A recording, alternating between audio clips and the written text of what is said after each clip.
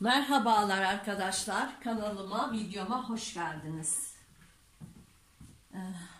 Bugün triko sıfır yakalı bir hırka dikeceğiz arkadaşlar. Bakın şöyle bir trikom var benim. Önce 2'ye sonra 4'e katladım.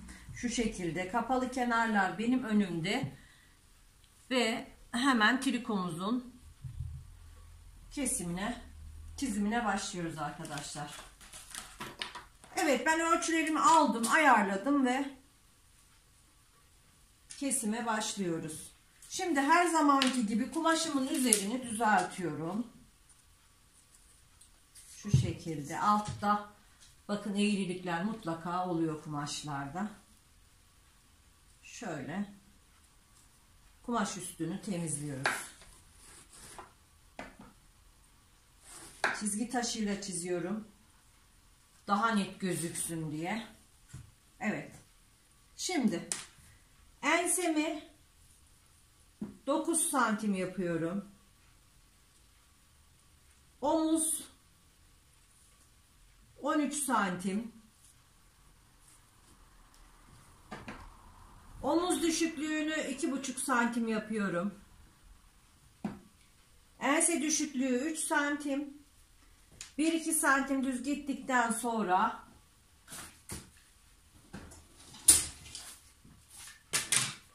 ensemi çiziyorum. Bakın arkadaşlar, 1-2 santim düz gittikten sonra kavis vererek çiziyorum.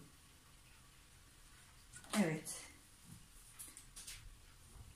Şimdi omuz başından aşağıya 44-45 santim ön ve arka uzunluğumuzu iniyoruz. Mezromuzu hiç kaldırmadan 20 santim kalça düşüklüğüne iniyorum. İşaretini atıyorum. Ve hırkamın boyunu ne kadar yapmak istiyorsam hırka boyunu işaretleyeceğim. Ben şöyle 80 santim düşünüyorum. 80 biraz uzun mu olacak? Uzun olsun. 80 santimden çiziyorum. Ve bu çizdiğimiz çizgileri enine uzatıyoruz. Bakın. Burası bel. Bel hattı. Kalça hattı. Ve hırkamızın boyu. Bu şekilde. Evet.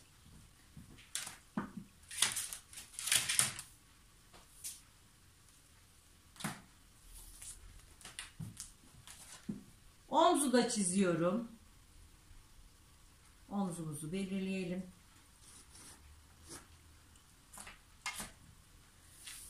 Ve kol evi için 45'i 2'ye bölüyorum. 42,5 santim. 42,5. 2,5 da üste veriyorum. Yani kol evimizi şuradan şöyle bir 24 santim. Omuz düşüklüğünden aşağıya bir 24'e şöyle bir işaretini atıyorum. Şu şekilde. Benim çalışacağım ölçü, göğüs ölçüsü 30 santim. Hatta şöyle 29'dan çalışalım. 29. Kol evi vigasını şu şekilde yerleştiriyoruz. Bakın. Şuradan şöyle. Mezrayla kol evimi çevremin ne kadar gelmesi gerektiğine bakıyorum. 27 santim hırka için yeterli bu. Ve hemen çiziyorum. 4 kat çalışıyoruz. Ön ve arkayı birlikte çalışıyoruz. 4 kat ön ve arkayı birlikteki arka olarak kestikten sonra ön için gerekenleri yapacağız. Evet. Şimdi kol evimi de çizdim. Belimde hafif bir oturma olsun istiyorum. Şu şekilde 28 santimden işaret alıyorum. Kalçamı ise şöyle 31 santimden işaretliyorum. Hemen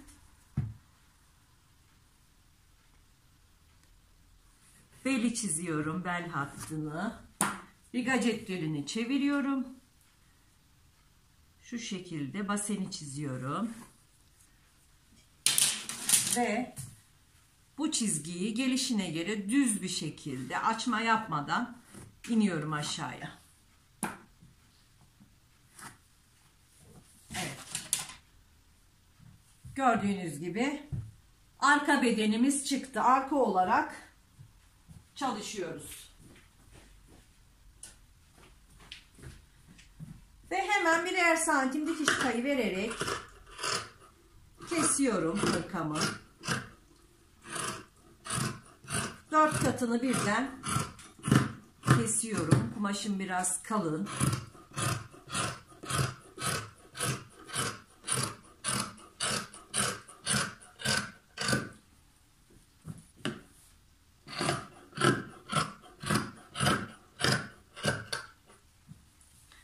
Evet, 4 kat hırka kesildi arkadaşlar. Ön ve arka birlikte kesildi. Şimdi hemen içteki parçayı alıyorum. Ve ön için gerekli şeyleri yapacağım arkadaşlar. Ben hırkamı 0 yaka yapacağım. 0 yaka önden düğmeli. Şu şekilde yaka oyuntumu yapıyorum. 10 santimden işaretini aldım. Pratik bir şekilde 1-2 santim düz gittikten sonra yakamı oyuyorum. Bakın yakamızı oyduk bu şekilde. Ön ortasını düz bir şekilde açıyorum. Ön ortasına üst üste binme için, ilik düğme payı için bant ekleyeceğim arkadaşlar. Sonradan bantını dikeceğiz. Şimdi omuzdaki 1 santimlik düşüşümü yapıyorum. Kol evi için omuz başından 0 başlayarak önde yığılma yapmaması için fazlalığımızı alıyoruz. Ve ön bedenimiz değişikliklerini yaptık. Arka ve ön bedenimiz hazır arkadaşlar. Şimdi arka bedenimizi böyle yerleştireceğiz. Ön bedenlerimizi de şu şekilde omuzlardan dikeceğiz. Bakın kumaşımın içi farklı, dışı farklı. Bu yüzden ben ön bantını ve yakasını kumaşımın tersini dikeceğim arkadaşlar. O da değişik bir hava katacak. Şimdi ön ve arka bu şekilde dikilmeye hazır. Kolumu keseceğim.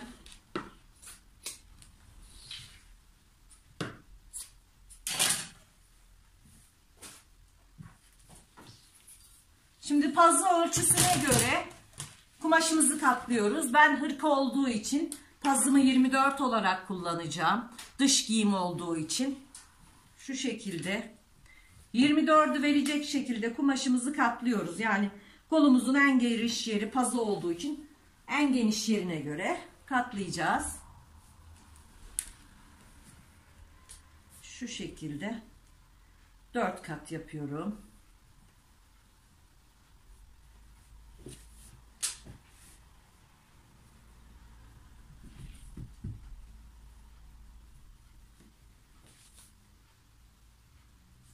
Evet.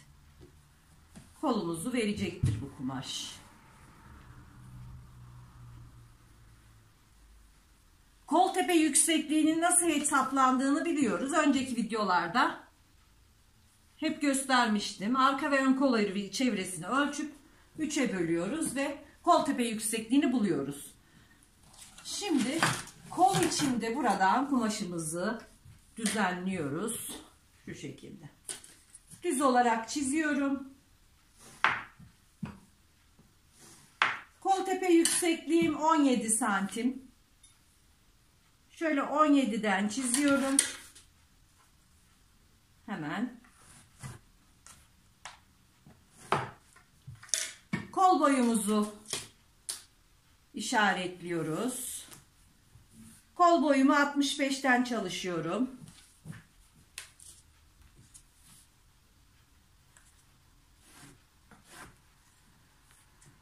Şimdi pazımı buraya yerleştiriyorum.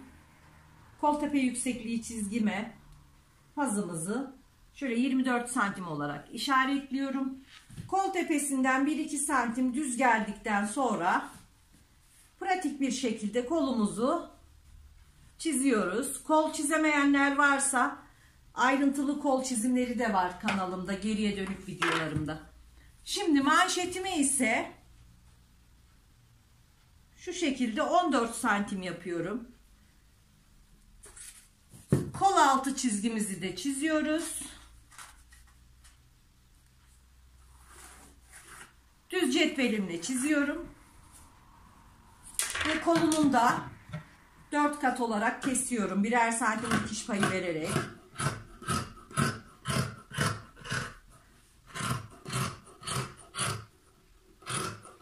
Makasım çok güzel olmasına rağmen biraz zorlanıyorum. Çünkü kumaşımız çok kalın. Kol altına katlama payını içinde vermiştim ben. O yüzden siz ölçülerinizi nasıl ayarlıyorsanız ona göre yapın arkadaşlar. Pratik bir şekilde kolumuzu da kestik. Şimdi kumaşımızı kaldırıyoruz. Kol tepesine çıt atıyoruz. Kol ortası işareti için.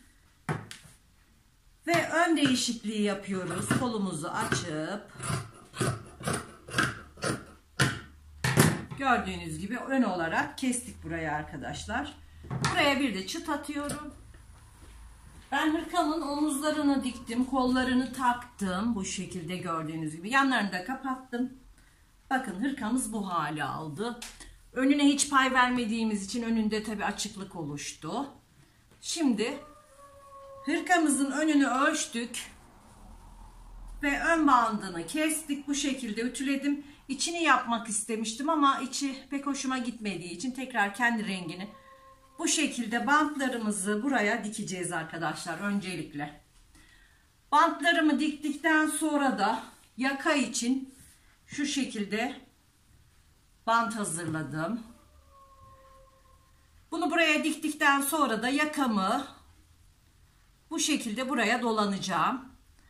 Ve hırkam bitmiş olacak. Siz isterseniz birer tane buralara cep koyabilirsiniz. Videom uzun sürmesin diye ben bu işlemleri yapıp geliyorum.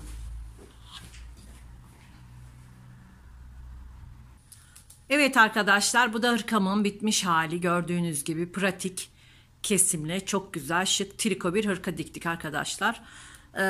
Siz buna isterseniz üstten cep dikebilirsiniz. Daha şık olacaktır. Ben çok uzun sürmesin diye dikmedim arkadaşlar. Evet arkadaşlar, bugünkü videomuz da buraya kadar. Hoşça kalın, sağlıkla kalın.